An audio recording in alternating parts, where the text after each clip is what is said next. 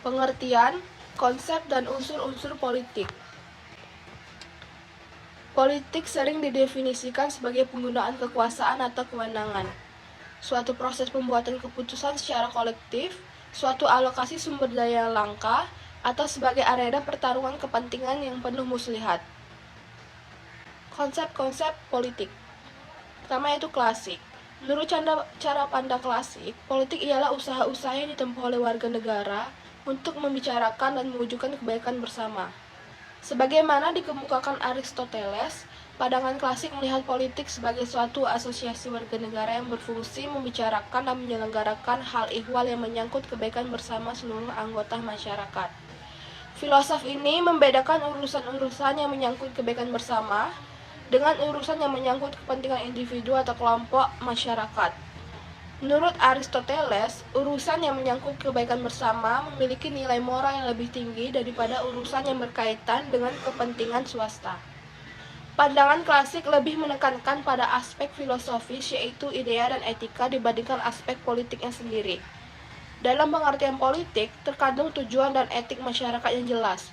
Berpolitik ialah membicarakan dan merumuskan tujuan-tujuan yang hendak dicapai dan ikut serta dalam upaya mengejar tujuan bersama.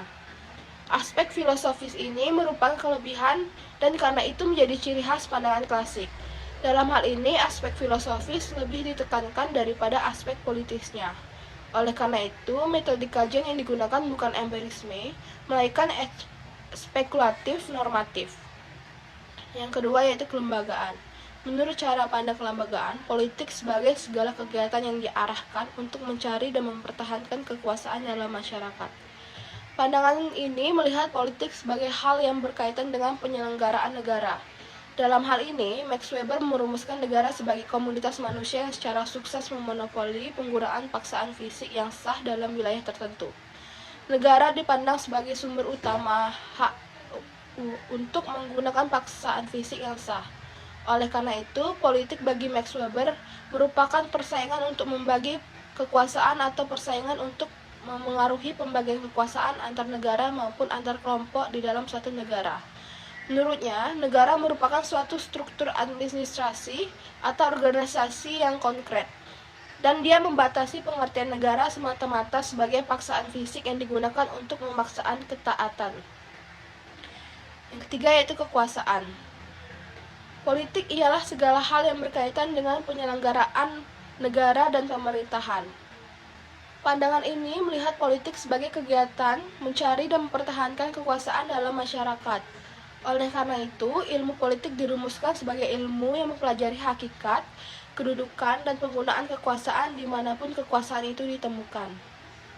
Kekuasaan sendiri diartikan sebagai kemampuan mempengaruhi pihak lain untuk berpikir dan berperilaku sesuai dengan kehendak yang mempengaruhi.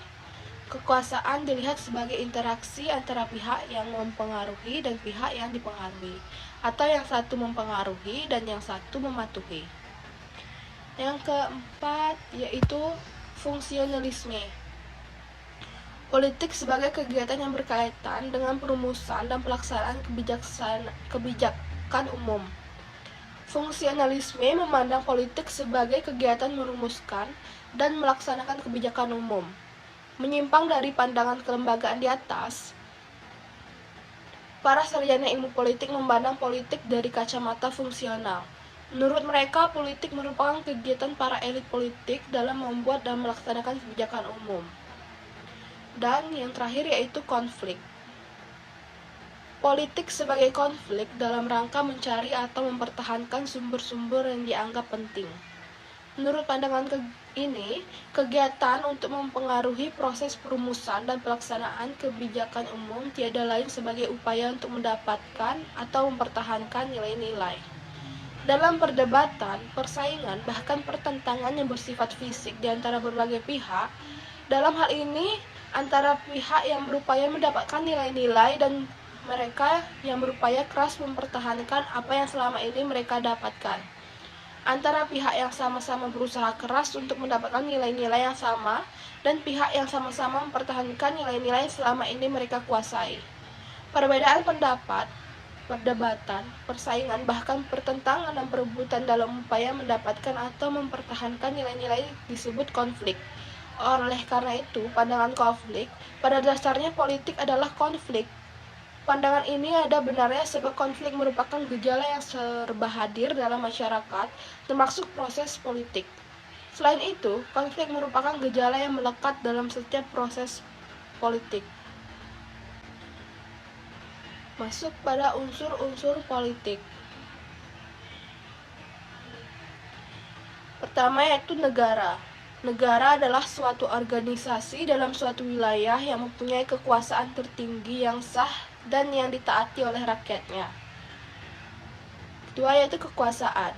Kekuasaan yaitu kemampuan seseorang atau suatu kelompok untuk mempengaruhi tingkah laku orang atau kelompok lain sesuai dengan keinginan dari pelaku. Selanjutnya yaitu pengambilan keputusan. Pengambilan keputusan adalah proses menemukan suatu pilihan dari beragamnya alternatif pilihan terbaik yang dilakukan secara rasional. Sehingga dalam proses pengambilan keputusan ini merupakan suatu proses yang tidak mungkin terjadi begitu saja dalam waktu singkat. Yang keempat yaitu kebijakan. Kebijakan adalah suatu kumpulan keputusan yang diambil oleh seorang pelaku atau kelompok politik dalam usaha memilih tujuan-tujuan dan cara-cara untuk mencapai tujuan-tujuan itu. Dan yang terakhir yaitu pembagian dan alokasi. Yang dimaksud pembagian dan alokasi ialah pembagian dan penjatahan nilai-nilai dalam masyarakat. Dalam ilmu sosial, nilai adalah sesuatu yang dianggap baik atau benar, sesuatu yang ingin dimiliki manusia.